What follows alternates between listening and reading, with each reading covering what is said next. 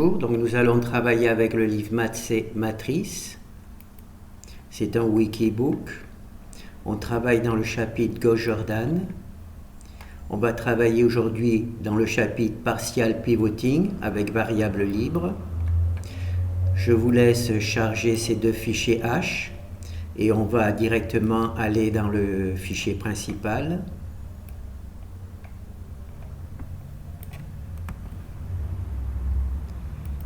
Alors,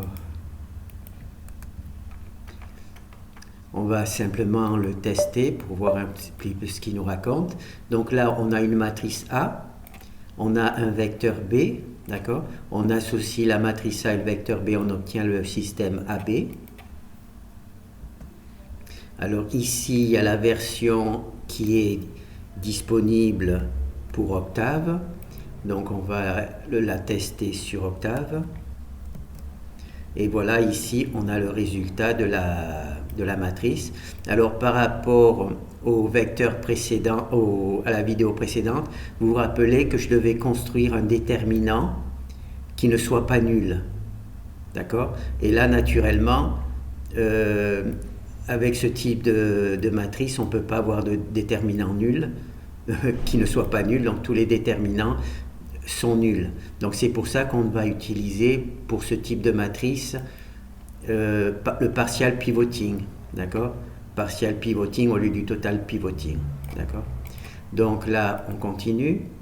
Alors ici on a notre résultat. Est-ce que je peux... Ah non, c'est pas dans le sens.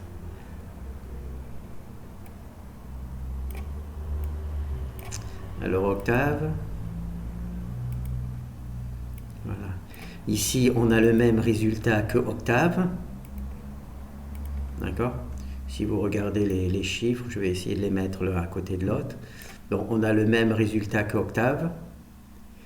14, 1, 3, 4, 5. Ah non. Ah d'accord, Octave, lui, il a déjà mis 0 au-dessus du pivot. Alors que moi, je n'ai pas mis 0 au-dessus du pivot. Donc, je serai puni. Vous vous rappelez, hein, pour introduire les variables libres, il faut mettre 0 au-dessus du pivot.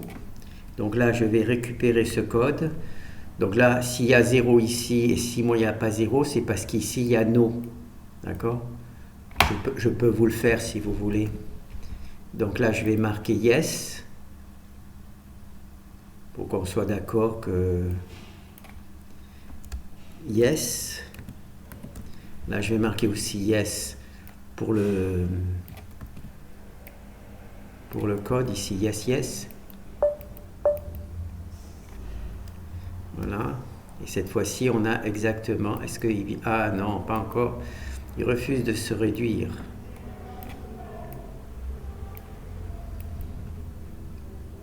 Voilà. Avec yes, on a vraiment les mêmes valeurs. D'accord? On a les mêmes valeurs, 0 ici, 14, 0 ici, truc. Le problème, c'est que pour introduire les variables libres, il ne faut pas mettre à 0 au-dessus des pivots. D'accord? Il faut mettre à 0 juste en dessous.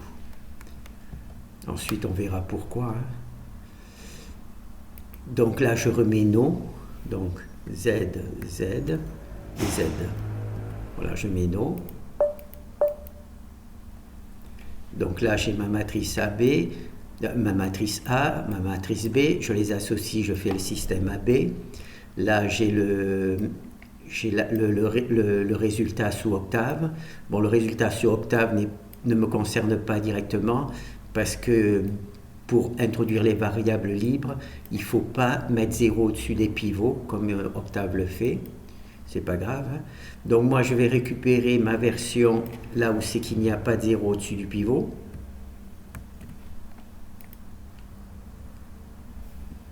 Voilà. Alors vous vous rappelez, voilà. Vous vous rappelez pour créer les variables libres, d'accord? Pour introduire les variables libres, il faut mettre des pivots partout. Donc ici, il y a un pivot. Ici, il n'y a pas de pivot. Donc j'introduis une ligne de 0. Donc je vais copier celle-là. Et je vais mettre 0 partout. 0, 0, 0, 0, 0, et 0, et 0. D'accord? Pour avoir là c'est le résultat que m'a donné le calcul en langage C, hein, c'est ce résultat-là. Je m'aperçois qu'ici, il y a bien un pivot, mais ici, pour la deuxième ligne, il n'y a pas de pivot. Donc, je rajoute une ligne de 0, et je peux donc mettre ici un pivot. D'accord? Je vais faire un petit truc. Donc là, il y a bien le pivot, mais ici, il n'y a pas de pivot. Le pivot, il est là, donc il manque encore une ligne de 0 ici. Donc, je vais la rajouter. Et je vais mettre le pivot qui manque ici. Voilà. Et ici, il y a bien le pivot. Et ici aussi, il n'y a pas de pivot.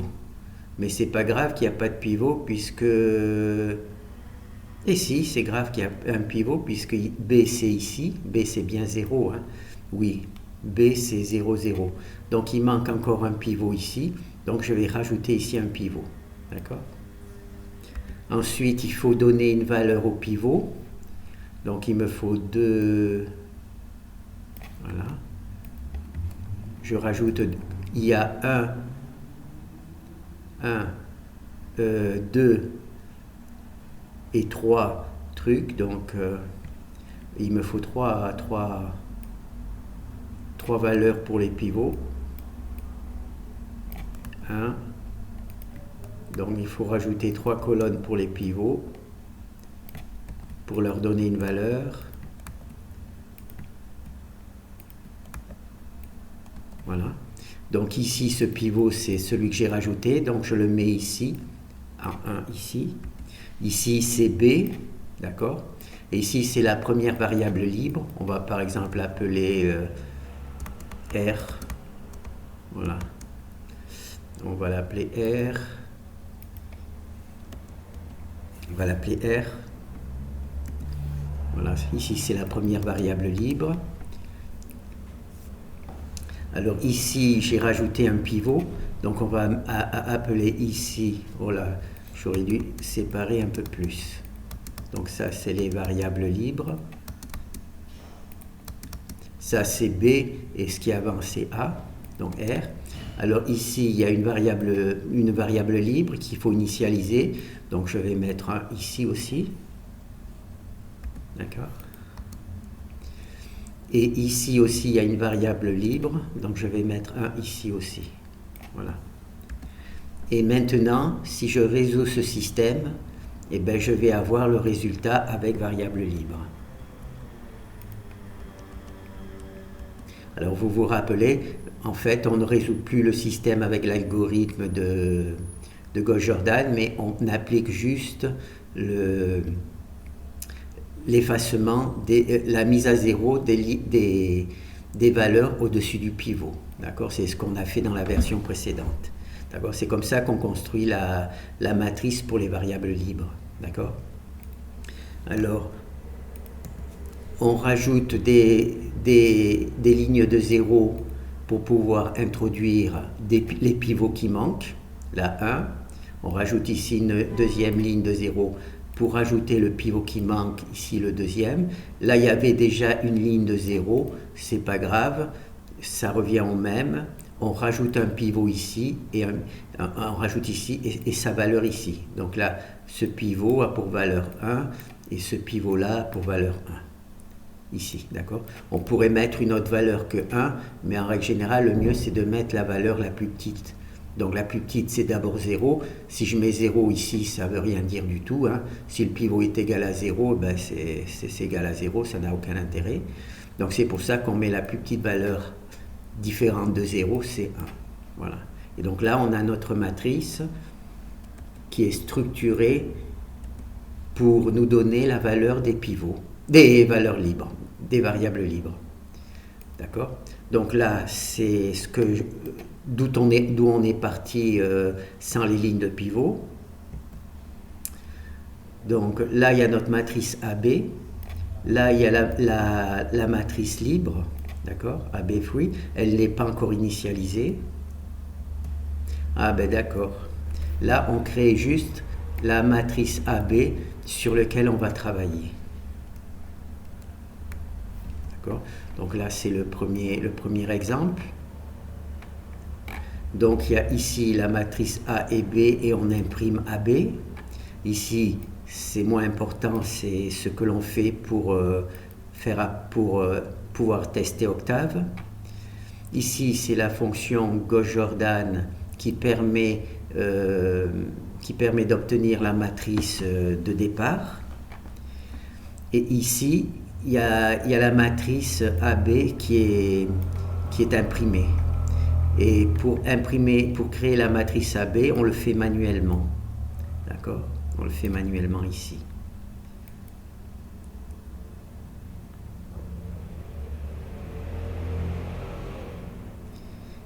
En fait, c'est relativement simple. On crée une matrice pour celle-là qui a le même nombre de lignes pour le nombre de lignes et le même nombre de lignes pour les colonnes. Donc on crée une matrice carrée en quelque sorte. D'accord? On lui donne le même nombre de lignes et le même nombre de colonnes. Donc là, on va essayer le deuxième exemple.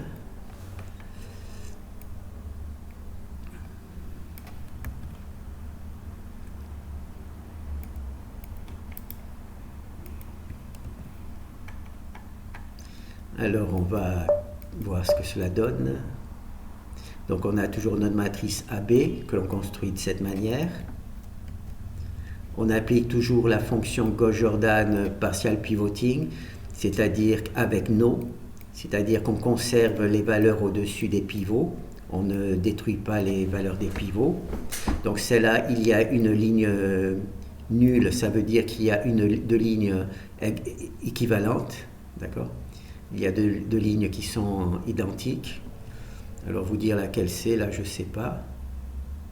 Ah ben c'est celle-là et celle-là sont identiques, donc cela nous donne avec l'algorithme une ligne de 0. Alors maintenant avec la fonction put variable, mettre les variables, on a introduit là donc on a notre matrice.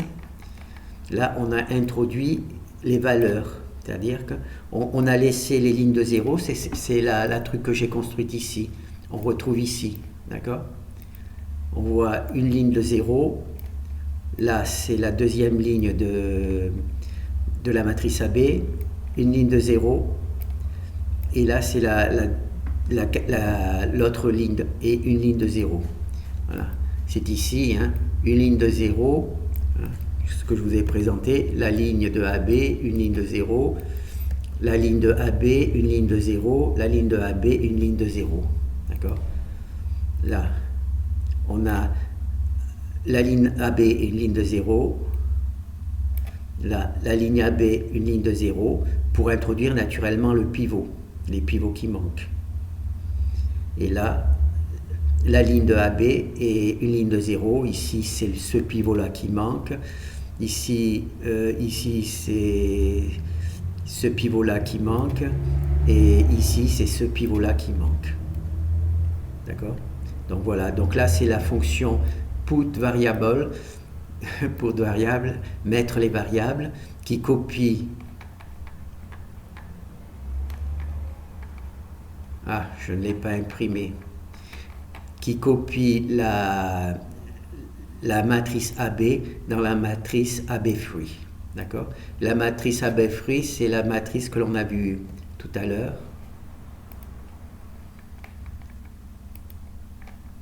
Donc on revient en arrière. La matrice AB free, on l'a vue ici.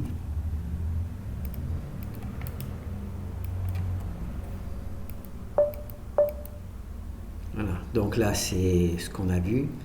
Là c'est le calcul qui met bien qui prépare la matrice. Et là c'est la matrice AB free, celle qu'on vient de construire. D'accord? Et cette matrice, elle est construite ici, AB3, donc avec cette fonction. Alors, elle a le nombre pour le nombre de colonnes, non, pour le bon nombre de lignes, elle a le même nombre de lignes que A. Et pour le nombre de colonnes, elle a le même nombre de lignes que A. D'accord? Et ensuite, ici, il y a naturellement le nombre de colonnes pour B. Voilà. Donc là, on va passer à la troisième exemple. On va passer au troisième exemple.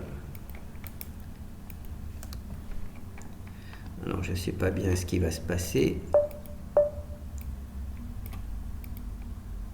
Alors, on repart ici, hein, on construit notre matrice AB.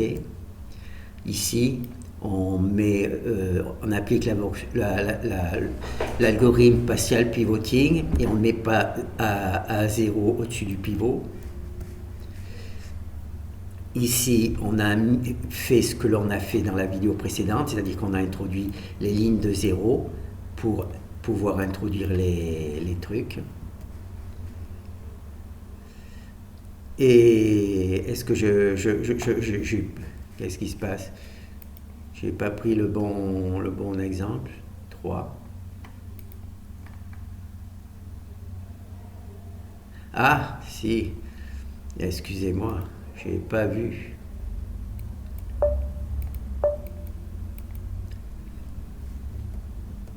Je n'ai pas vu, donc là c'est la ligne de 0, mais on rajoute naturellement, comme on a rajouté 3 lignes de 0, il faut rajouter 3 colonnes de 0. D'accord? Alors on va voir comment les choses se passent. Voilà, c'est ici qu'on rajoute 3 colonnes de 0. Puisqu'on a ajouté 3 lignes, on rajoute ici directement 3 colonnes de 0. Donc c'est tout simple, c'est au moment de la construction. Ici, on a une matrice qui a 1, 2, 3, 4, 5, 6. La matrice A, elle a 6 colonnes. Donc naturellement, elle doit avoir 6 lignes. Donc là, elle en a 4, il faut donc en rajouter 2. Et il manque 3 pivots, donc on rajoute 3 pivots. Donc on va revérifier. Donc on a 4, 1, 2, 3, 4, 5, 6. Il nous faut donc une matrice avec 6 lignes. Voilà. Elle a 1, 2, 3, 4, 5, 6 lignes. Il y a 6 lignes parce qu'il y a 6 colonnes pour A, donc pour avoir une matrice carrée. D'accord? Et ensuite, comme on introduit ici 2 lignes, plus la troisième, enfin on introduit 3 pivots, plutôt, 3 pivots, ici il manque un pivot, d'accord? Premier pivot qui manque, ici il manque un pivot, deuxième pivot qui manque, et ici il manque un pivot. Donc il manque 3 pivots, donc il faut créer un espace de 3 colonnes pour pouvoir initialiser chacun des pivots qui manquent. Donc ça c'est bon. Donc là on a rajouté le nombre de lignes, on a rajouté le nombre de colonnes nécessaires. Donc maintenant il suffit d'installer les... Oh pardon. 4. Il faut mettre les variables libres. On va installer les variables libres. Donc on va voir comment ça se passe. Moi je les ai déjà installées. Elles sont ici, ici et ici pour les pivots. Et les valeurs ici, ici et ici pour les valeurs des pivots. Donc on va faire ce que je viens de vous montrer, mais en langage C. Donc tout sélectionné, j'espère que j'ai bien sélectionné le bon fichier. Donc là toujours ça c'est bon, hein, on a vu, création de AB. Là c'est bon, on applique la fonction partial pivoting en ne mettant pas 0 au-dessus des pivots. Là on a mis les espaces pour introduire les... Comment ça s'appelle? Les variables. Les variables libres. Donc là, pour l'instant, rien n'est initialisé. Il y a 3 colonnes de 0 et 3 lignes de 0. Et voilà, et maintenant, on a la fonction qui fait ça, qui installe les variables. Elle rajoute ici un pivot pour qu'il y ait le truc. Elle rajoute ici un pivot pour qu'il y ait cette colonne ait aussi un pivot. Elle rajoute ici une valeur pour que cette valeur ait aussi un pivot. Et en parallèle, elle donne à ce pivot-là que l'on vient de construire une valeur, ici 1. Elle donne à ce pivot-là que l'on vient de construire une valeur, ici 1. Et elle donne à ce pivot-là que l'on vient de construire une valeur. Et là, on a tout simplement la matrice. Il suffit d'appliquer l'algorithme qui va mettre à 0 au-dessus du pivot pour avoir nos variables libres. D'accord ? Donc ça c'est bien présenté, hein. Donc on voit tout. Alors la construction de la matrice se fait à la main, d'accord. Il suffit de mettre pour le nombre de lignes et le nombre de colonnes pour cette nouvelle matrice, on prend le nombre de colonnes de A et on les donne comme nombre de lignes. On prend le nombre de colonnes de la matrice de A et on le donne comme ligne, d'accord. Et ensuite, ici, on rajoute le nombre de colonnes dont on a besoin. Donc là, c'est bon. Alors ici, il y a la fonction qui installe les variables. Et ensuite, ici, il y a la fonction qui installe les variables de AB dans la matrice AB avec les variables libres, d'accord. Elle copie AB dans les variables libres. J'aurais pu marquer copie ou put, c'est dommage. Et là, par contre, elle ne copie pas, elle introduit les variables libres, c'est-à-dire qu'elle rajoute des 1, elle rajoute les pivots et la valeur des pivots. Donc on va voir le troisième, résoudre le système. Donc là, on résout le système. Alors, donc on va juste lancer. Donc là, on a notre système. Là, il y a la partie qui permet de vérifier que la méthode du partial pivoting donne bien ce résultat.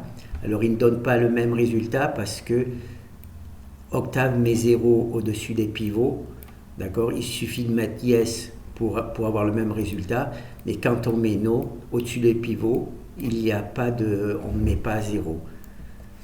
Donc, ici, on introduit les variables de AB dans la matrice libre que l'on a construite manuellement. Donc il y a une ligne de 0 ici, une ligne de 0 ici et une ligne de 0 ici.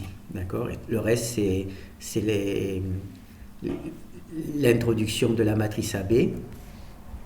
Ensuite, avec cette fonction, on introduit les pivots qui manquent, donc les 3 pivots, avec leurs 3 valeurs. Voilà. Et ensuite, ici, on va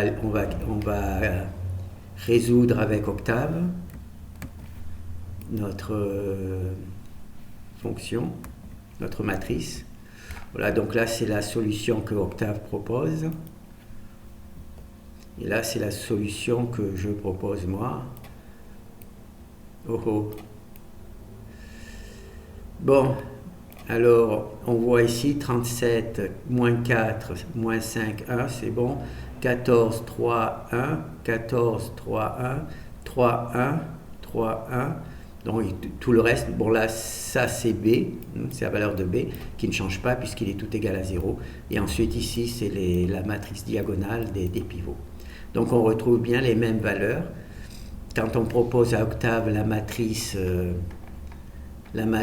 qui permet de calculer les variables libres, on obtient bien les mêmes valeurs avec Octave et avec le calcul que je vous propose. Voilà. Donc la nouvelle fonction qui fait ce calcul, c'est...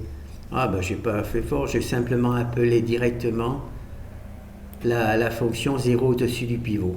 D'accord. C'est la fonction 1. Celle que j'ai utilisée pour total pivoting, j'ai utilisé aussi la même fonction pour appeler le mettre à 0. D'accord. Donc là, j'ai fait le minimum. Je n'ai pas créé une nouvelle fonction, j'ai juste réutilisé une fonction qui existait déjà. D'accord. D'accord? Donc là, cette fonction, elle met 0 au-dessus des pivots et elle résout donc de cette manière le système. Alors, je crois qu'il reste une fonction, afficher les variables libres.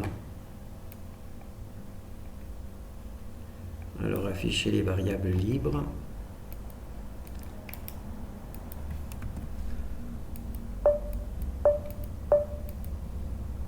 Alors la même chose, bon ça on passe vite.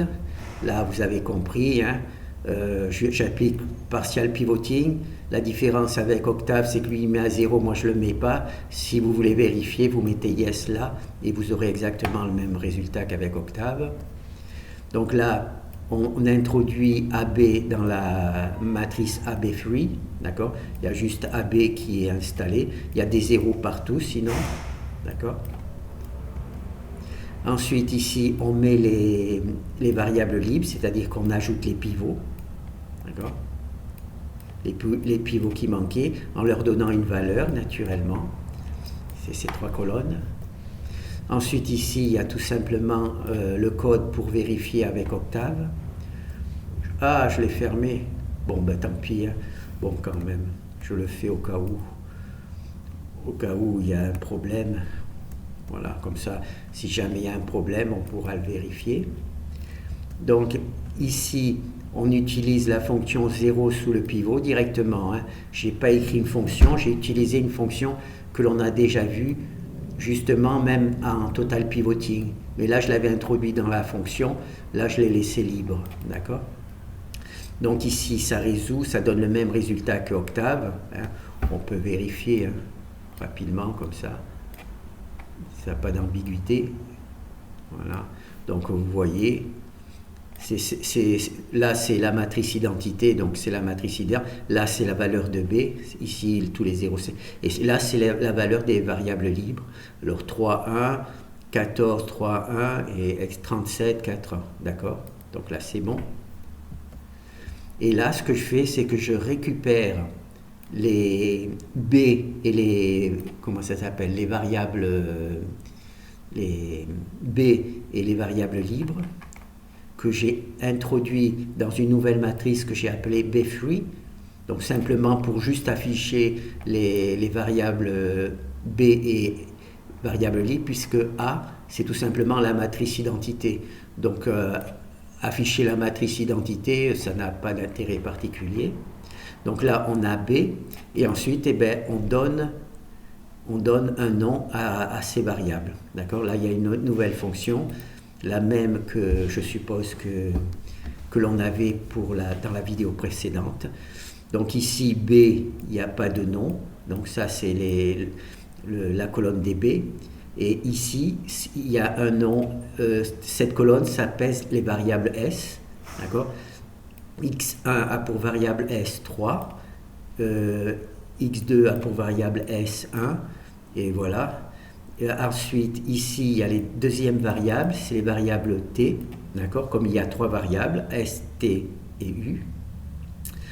Donc, par exemple, pour X1, la variable T a la valeur 14, d'accord? Pour X2, la variable T a la valeur 0, donc elle n'a pas de valeur T. Voilà. Hop, bah dis donc ça coupe vite. Donc voilà, donc là on a juste vu le travail. Alors comment ça se passe en langage C?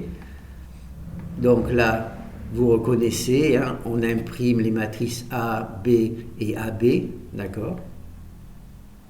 Ici, on imprime le code pour Octave. Ici, on utilise la fonction partial pivoting pour avoir AB, malheureusement, pas malheureusement, heureusement, de telle manière que le pivot, les valeurs au-dessus du pivot ne soient pas détruites, d'accord? Donc ça c'est, on utilise partial pivoting avec no. Si vous mettez yes, vous aurez le même résultat que Octave, et si vous mettez no, les valeurs au-dessus du pivot ne seront pas calculées, ce qui est important pour les variables libres. Alors ici, on met AB dans la variable libre, c'est-à-dire on se contente de copier AB, donc il y a donc les lignes où c'est qu'il y a AB et les lignes vides, d'accord? Ensuite, ici, on met les pivots en leur donnant aussi une valeur, d'accord?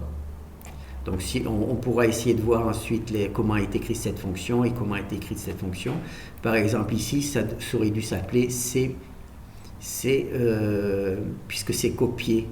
Et le fait de mettre put, c'est peut-être une erreur. Par contre là, il faut aller mettre put, puisqu'on ne copie rien du tout. On installe les pivots avec leur valeur. D'accord? C'est cette fonction-là qui fait ça. Et ensuite ici, on a donc notre matrice avec tous ces pivots, toutes ces colonnes supplémentaires. Donc on peut